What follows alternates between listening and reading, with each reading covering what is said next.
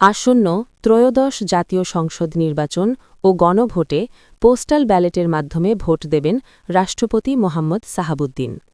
নিজের ইচ্ছাতেই প্রথমবারের মতো চালু হওয়া এই প্রক্রিয়ায় ভোট দেবেন তিনি। মঙ্গলবার ২৭ জানুয়ারি এই তথ্য জানান নির্বাচন কমিশনার আব্দুর রহমানেল মাসুদ। তিনি বলেন, রাষ্ট্রপতি পোস্টাল ব্যালটে ভোট দেওয়ার জন্য ইচ্ছা প্রকাশ করেছেন, তাই তিনি এবার পোস্টাল ব্যালটে ভোট দেবেন।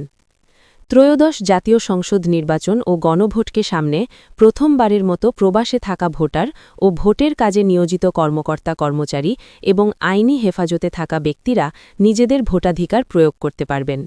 এই পদ্ধতিতে ভোট দিতে ১৫,৩৩,০০০ ভোটার নিবন্ধন করেছেন।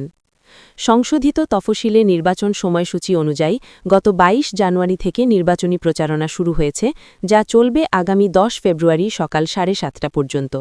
আর ভোট গ্রহণ ১২ ফেব্রুয়ারি বৃহস্পতিবার সকাল ৭:৩০ থেকে বিকাল ৪:৩০ পর্যন্ত। P news TV desk.